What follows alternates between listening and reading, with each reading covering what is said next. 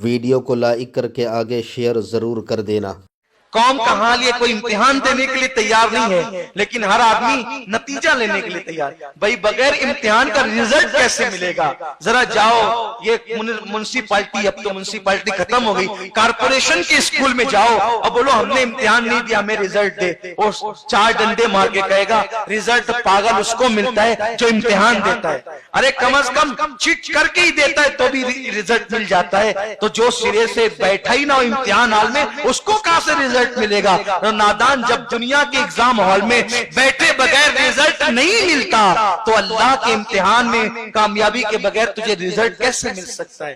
پھر ابراہیم علیہ السلام نے آنکھ سے نکلے، نمرود ستانے سے تو باز آ گیا تھا، لیکن آپ نے سوچا کہ اب میں نے یہاں نہیں رہنا، میں نے جو ہے وہ ہجرت کرنی ہے۔ اسی پہ گفتگو میں ختم کروں گا، اور وقت رہا تو انشاءاللہ اکثر ہر سال ابراہیم علیہ السلام پر ہی تقریر ہوتی ہے، اسماعیل علیہ السلام کا ذکر نہیں آ پاتا، تو انشاءاللہ اگر موقع رہا، ٹائم مجھے ملا تو عیدگاہ کے اندر ہم حضرت اسماعیل علیہ السلام کا ٹاپک لیں گے انشاءاللہ، اور اللہ نے چاہا تو کچھ نئی باتیں آپ کو وہاں حضرت اسماعیل علیہ السلام کے حوالے سے سننے ملے گی، اور وہاں موقع نہیں ملا تو پھر آئندہ ہفتے ہم پوری تقریر حضرت اسماعیل علیہ السلام کے زندگی پہ کریں گے آپ کے سامنے انشاءاللہ۔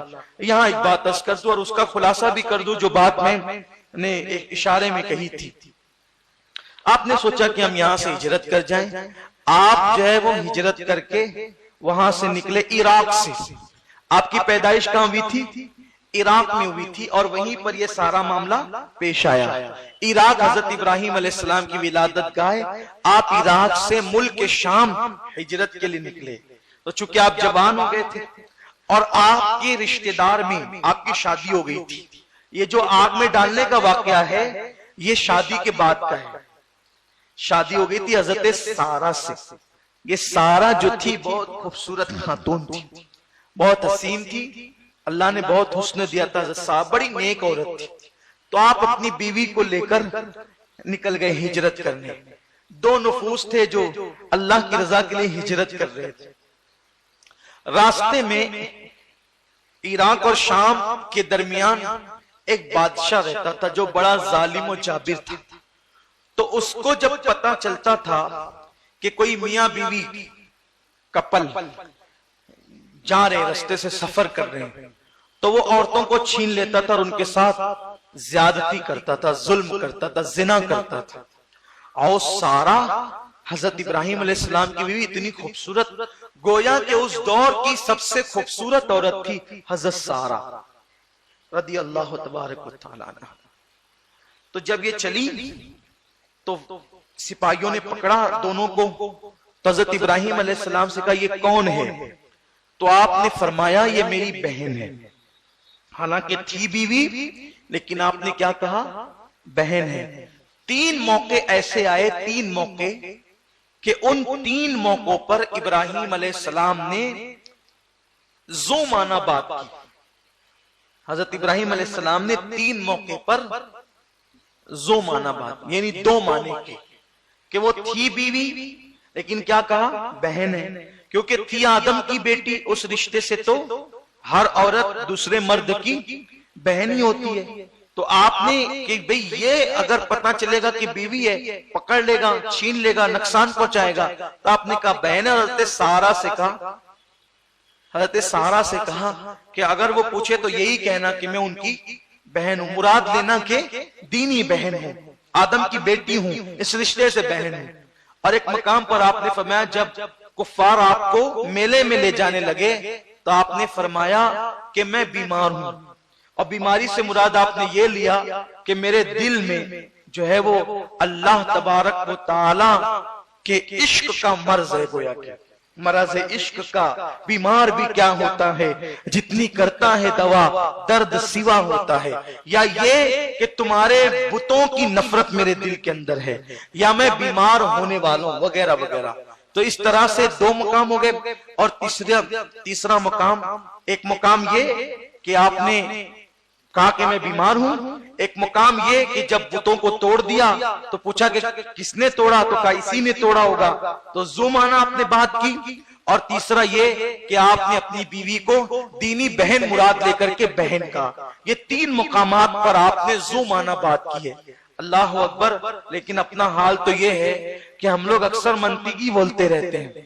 یہ ضرورت کے مطابق آپ نے ذو معنی بات کی تو آپ قیامت کے دن اللہ کی بارگاہ میں جانے سے ڈریں گے کہ میں نے ذو معنی بات کی تھی، میں اللہ کی بارگاہ میں کیسے جاؤں. اور جو لوگ جھوٹ بولتے ہیں ان کا حال کیا ہوگا. بہرحال پکڑ لیے گئے، بہن بولنے کے بعد بھی پکڑ لیے گئے، سپاہی لے گئے. جب حضرت سارا کا حسن دیکھا تو بادشاہ جھٹا آپ پر. تو جیسے ہی آپ کے قریب اس نے معاذ اللہ ہاتھ بڑھائے، اس کے دونوں ہاتھوں پہ فالج ہو گیا. تو اس نے کہا کہ یہ عورت بہت نیک ہے اور اس کی اللہ تک پہنچ ہے. تو کہا کہ تو دعا کر میرے ہاتھ اچھے ہو جائیں. تو آپ نے دعا کیا اور ہاتھ اس کے اچھے ہو گئے. اس کے بعد اس نے پھر بدنیتی کی، پھر اس کے ہاتھ شل ہو گئے، پھر اس کے ہاتھ شل ہو گئے. اللہ اکبر. پھر حضرت سارا نے دعا کی تو اچھی ہو گئے. پھر اس نے تیسری بار بھی ایسے ہی کیا، پھر اس کے ہاتھ شل ہو گئے. تب اس کو لگا کہ ایسا نہیں کرنا چاہیے. آگے بڑھنے سے پہلے ایک نقطہ عرض کرنا چاہتا ہوں. یہاں شیعوں پر یہ حدیث بجلی گراتی ہے. شیعہ بدبخت یہ کہتے ہیں کہ حضرت صفوان کے ساتھ معاذ اللہ حضرت عائشہ نے بدکاری کی. استغفر اللہ. سب کو استغفر اللہ. اللہ لعنت کرے شیعوں پر، رافضیوں پر، بدبختوں پر کہ وہ ہماری ماں پر اتنا بڑا الزام لگاتے ہیں. دیکھو آپ کو بتاؤں ایک پیاری سی بات.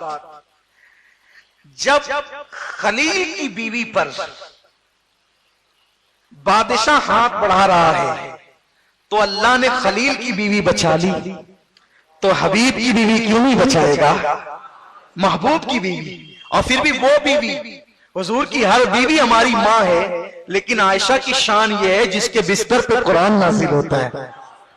اچھا ایک بات یہاں اور عرض کروں، واضح کروں، کیونکہ ہمارے شہر میں آج کل رافضیوں کا زور بڑھتا جا رہا ہے. شہر میں نہیں بلکہ پورے ملک میں شیعہ اور رافضیوں کا زور ان بدبختوں کا.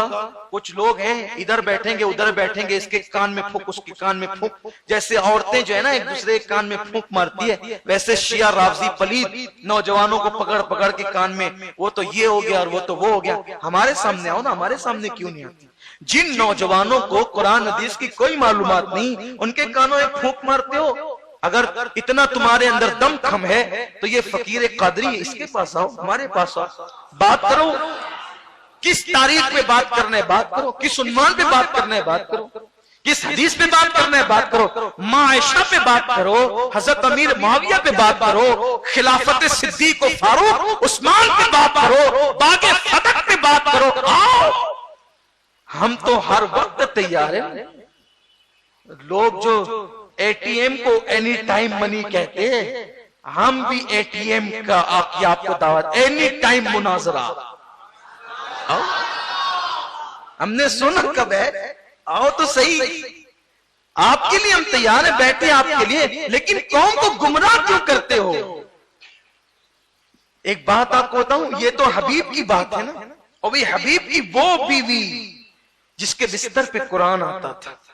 اور ایک خاص بات، سبحان اللہ، ایک خاص بات دیکھو. اگر تم محلے میں کبھی تم کو تجربہ ہوگا، اگر تم کسی کی بیوی کو جا کے کہو کہ تمہارے شوہر کا فلانی سے کچھ چکر ہے، سب سے بڑا ہنگامہ کون مچاتا ہے؟ صحیح صحیح بولنا، سچی بات بولو. کون ہنگامہ سب سے زیادہ کرتا ہے؟ ڈرتے کہ وہ ابھی ہے توڑی نا. ارے بولو بھائی، سچی بات بولو. سب سے زیادہ ہنگامہ کون کرتا ہے؟ بیوی کرتی ہے. اگر کسی عورت کو دیکھ کر آپ نے مسکرا بھی دیا، کوئی دل میں ارادہ نہیں، نہ اس بیچاری کا ارادہ ہے، بس ایسے ہی کوئی مسکرا دیا، ہنگامہ کون کرے؟ گسیا کے جا کے بیٹھ جائے گی، ہے نا. اس کو دیکھ کے مسکرایا کیوں؟ یہی ہوگا نا. کیونکہ بیوی اتنی غیرت مند ہوتی ہے کہ وہ چاہتی ہے کہ اس کا شوہر صرف اسی کا رہے. وہ شوہر میں شرکت، ارے نکاح کے بعد شرکت نہیں چاہتی تو ناجائز تعلقات کو کیسے برداشت کر لے گی؟ کوئی بیوی برداشت ہی نہیں کرتی. پنچایت بیٹھتی صرف کس بنیاد پہ؟ دیکھ کے ہنسا کیوں؟ یہی تو ہوتا ہے نا. کسی کا فون آ جائے اور کسی عورت کا 4 بات زیادہ کر لیجئے تو آپ نہیں دیکھ سکتے. دن بھر ایسا لگتا ہے کہ جیسے منہ کا زاویہ کچھ بڑھ گیا ہے. یہ عورتوں کا حال ہوتا ہے کسی سے بھی متعلق. اگر کوئی یہ کہے نا نہیں میری بیوی کوئی آبجیکشن نہیں لیتی تو میں کہوں گا کہ بھائی صاحب آپ کی بات سچی نہیں ہے. کیوں؟ بیوی ہوتی وہ ہے جو ہر چیز میں شرکت گوارا کرتی ہے. شوہر میں شرکت جائز طور پہ بھی گوارا نہیں کرتی, ناجائز کی تو بات ہی چھوڑیے. اب آئیے اصل عنوان کی طرف. دیکھو میں اس لیے آپ کو اتنا اتر کر کے بولتا ہوں تاکہ آپ کے دماغ میں بات آ جائے. میرے بچے جو چھوٹے چھوٹے بیٹھے ہوتے ہیں وہ بھی سمجھ جائیں, کیونکہ پتہ نہیں ان کے جوان ہونے تک ہم رہیں گے یا نہیں رہیں گے, تو ان کے دماغ میں بات آ جائے تاکہ ان کے ایمان کی حفاظت ہو جائے.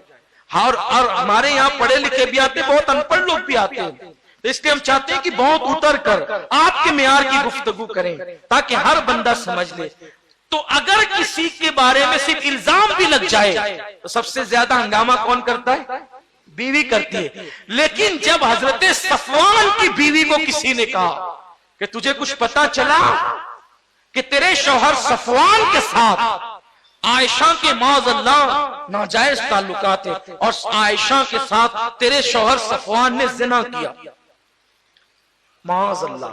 اس دور کے منافقین نے, حالانکہ یہ بات بولتے ہوئے مجھے بھی میرا کلیجہ منہ کو آتا ہے, کیونکہ وہ میری ماں کی بھی ماں ہے, میرے باپ کی ماں ہے, میری ماں ہے, تمام مومنین کی ماں ہے وہ, جسے عائشہ صدیقہ کہتے ہیں. لیکن چونکہ ذہن کے صفائی کے لیے ہمیں ان جملوں کو نقل کرنا پڑتا ہے مجبوراً. اللہ تبارک و تعالی ہم سب کو معاف کرے تاکہ ایمان عقیدے کی حفاظت ہو. صفوان کی بیوی کے پاس کسی منافق بدبخت نے جا کر کے کہا کہ تیرے شوہر نے عائشہ کے ساتھ معاذ اللہ ایسا ایسا کیا. تو صفوان کی بیوی کو کیا کرنا چاہیے تھا؟ ہنگامہ مچا. بھئی بیوی بیوی ہوتی ہے, اور اس دور کی بیویاں تو اور خطرناک, کیونکہ زمانے جاہلیت سے قریب ہے نا وہ دور, اس دور کی عورتیں تھیں, تو ہنگامہ کرنا چاہیے. اس نے بالکل ریلیکس ہو کر کہا یہ ہو ہی نہیں سکتا. توجہ آپ کی, یہ ہو ہی نہیں سکتا. کیوں نہیں ہو سکتا؟ کیونکہ وہ جانتی تھی حضرت صفوان مرد نہیں تھے, نامرد تھے. تو وہ جانتی تھی جو خود کی بیوی کے ساتھ ایسا نہیں کر سکتا تو وہ عائشہ کے ساتھ ایسا کیوں کر سکتا ہے. اب حیرت ہوتی ہے, اللہ کی حکمت یہ ہے کہ جس کے ساتھ الزام لگنا تھا اللہ نے بچپنے سے ان کو نامرد بنا دیا تاکہ یہ الزام ہی ختم ہو جائے اور حضرت عائشہ کی طہارت لوگوں کے سامنے واضح ہو جائے. یہ ہے میرے رب کی شان. تحقیق کرنے والوں کو اللہ ایسے جواہرات عطا کرتا ہے. اب صفوان کو نامرد کیوں بنایا؟ کیونکہ آپ جانتے ہیں اگر بڑے نقصان سے بچانے کے لیے چھوٹا نقصان کرو تو چل جاتا ہے. گویا کہ اللہ کی مرضی تھی صفوان تو میرے حبیب کا صحابی تو ہوگا, تجھے نامرد رکھنا گوارا ہے, حبیب پر داغ لگنا گوارا نہیں ہے جب شان بیان ہوگی. لیکن صفوان قربان جائے. حضرت صفوان اللہ تعالیٰ ان پہ رحمتیں فرمائے, ان کی بیوی پہ بھی رحمتیں فرمائے. ان کی بیوی نے یہ کہا, یہ جملہ بھی کہا, کیونکہ شوہر کا عیب بھی چھپایا اور یہ جملہ بھی کہا, اگر عائشہ کی جگہ میں ہوتی تو میں بھی اس بارگاہ میں ایسی جرات نہ کرتی. اور اللہ اکبر, کتنا پیارا جملہ کہا, عائشہ کی جگہ اگر میں ہوتی تو میں بھی ایسی جرات گوارا نہ کرتی, ایسی بدبختی نہ کرتی. عائشہ تو حضور کی بیوی ہے, وہ یہ کیسے کر سکتی ہے؟ ایک طرف حضرت عائشہ پہ اعتماد کتنا, اور شوہر کا حال تو پتہ ہی تھا. اچھا یہاں میرے کچھ نوجوان ہو سکتا ہے مغالطیں پڑ جائیں, ایسا کیوں ہوا کہ حضرت عائشہ پہ الزام لگ گیا؟ صرف 2 منٹ میں بات مکمل کرتا ہوں. ایسا اس لیے ہوا کہ حضور علیہ السلام جب بھی کوئی سفر میں جاتے تو حضور کی 11 بیویاں تھیں, 9 ایک ساتھ رہتی تھی, کیونکہ 2 کا 11 ایک ساتھ جمع نہیں ہوئی, 9 ایک ساتھ جمع ہوئی, نکاح 11 ہوئے. تو حضور علیہ السلام قرعہ ڈالتے تھے, جس کا نام قرعہ میں نکلتا تھا اس کو حضور سفر میں لے جاتے تھے.